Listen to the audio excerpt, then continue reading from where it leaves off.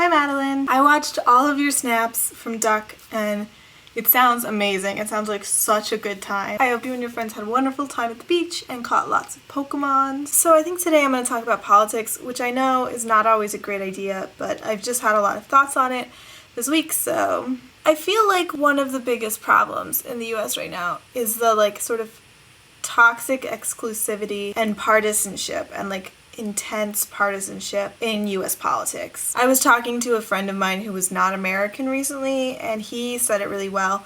He was like, it feels sometimes like Americans don't see other Americans as countrymen, they see them as adversaries, which I totally am feeling right now. And I had a conversation back in winter, back when the country was still wondering who each of the candidates were going to be for president, about the most worrisome thing for me was that so much of the Republican rhetoric I could not empathize with at all.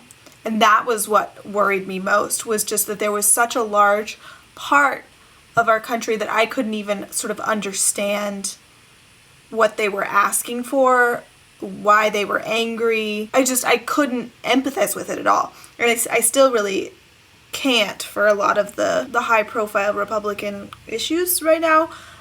It doesn't make a lot of sense to me. I think there is intrinsic and significant value in diversity of opinion and perspective, but I think it's detrimental to have such an intense diversity of opinion where you can't understand the other perspective. I personally consider myself nonpartisan, although I am typically more allied to the Democratic side on partisan issues, but it feels like when I listen to partisan rhetoric on either side, they frame it as if the other party is a villain, when the other party are just other Americans who think genuinely and very earnestly that they have the right answers to better America. And they're vilified for that. I don't know, I've had a lot of conversations with Republicans that I really, really love. And I love those conversations because it can sort of put these issues in perspective. And I highly recommend anyone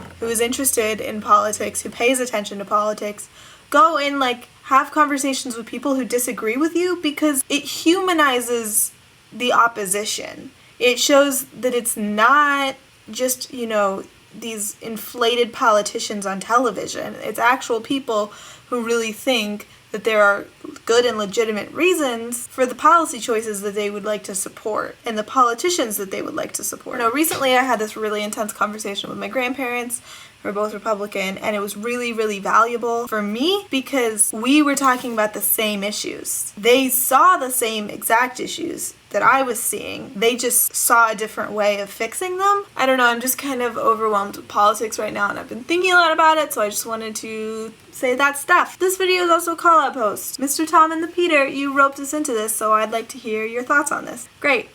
I hope that everyone watching this has a wonderful week. I hope you're having beautiful summers wherever you are, unless you're in Australia, and I hope you're having a good winter time. Goodbye! See you on Saturday.